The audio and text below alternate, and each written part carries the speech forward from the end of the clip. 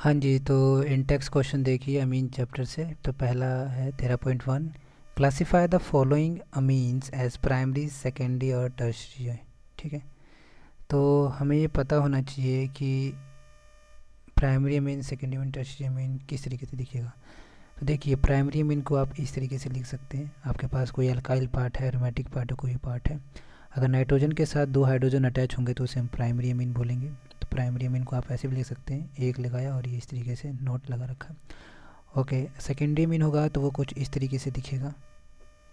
ठीक है, अब ये 1 2 मतलब अलग अलग भी हो सकते हैं, सेम सेम भी हो सकते हैं, और इसको आप ऐसे भी लिख सकते हैं। ठीक है, अच्छा, नाइट्रोजन के पास एक लोन पेयर भी है।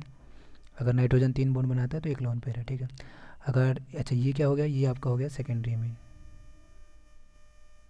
अच्छा, टर्शियरी अमीन के केस में क्या होता है, इस तरीके से आप लिख सकते हैं।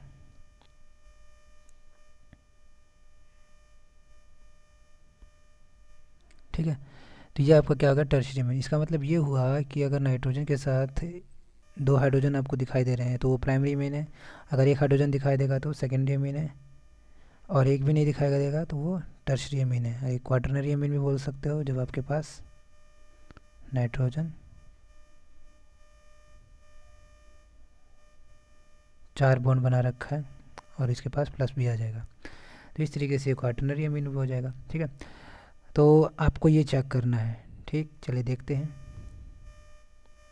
तो अगर पहले वाले केस में देखें तो आपके पास नाइट्रोजन है और इस नाइट्रोजन के पास दो हाइड्रोजन है, तो हम कहेंगे ये प्राइमरी अमीन है। ठीक है, अच्छा ये पार्ट पूरा आपका आर की तरह बिहेव करेगा, एल्काइल पार्ट या फिर एरोमेटिक पार्ट जो भी है यहाँ पर। ठीक है, अच्छा आगे देखिए यहाँ पर इस केस में अगर देखें तो इस स्ट्रक्चर को आप खोल भी सकते हैं।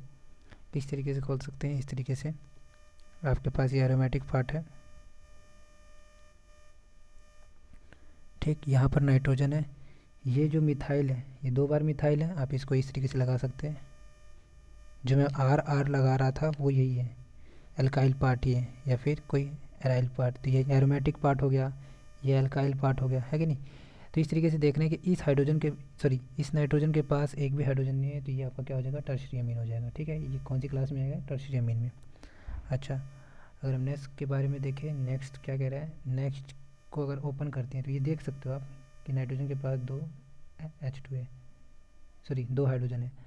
तो यहाँ पे इससे मत कंफ्यूज हो जाना, ये वाला हाइड्रोजन इस कार्बन से अटैच है। चलिए इसको एक बार स्ट्रक्चर को खोलते हैं।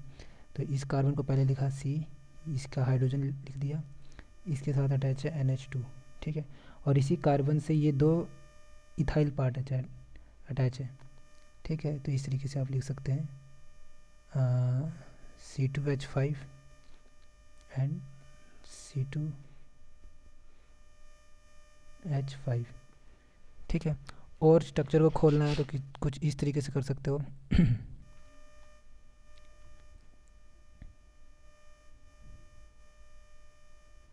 ठीक है, ये बॉन्ड लाइन स्ट्रक्चर हो गया बेसिकली। स्ट्रक्चर को खोला नहीं, मतलब थोड़ा और कंडेंस कर दिया। अच्छा, ये जो पार्ट है ना, इथाइल पार्ट है, तो इसमें 2 कार्बन होंगे, मतलब यहाँ पे CH2 और यहाँ CH3, यहाँ पे भी CH2 और CH3।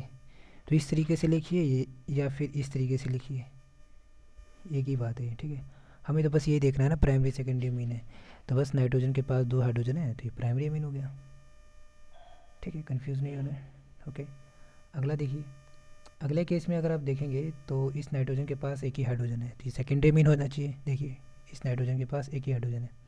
अगर इसके स्ट्रक्चर को खोल के देखते हैं तो यहाँ पर कुछ इस तरीके से होगा कि इस नाइट्रोजन के पास एक हाइड्रोजन ऐसे है और 2 इथाइल पार्ट ऐसे अटैच है। और थोड़ा सही तरीके से लिखें तो इस तरीके से कर सकते हो आप।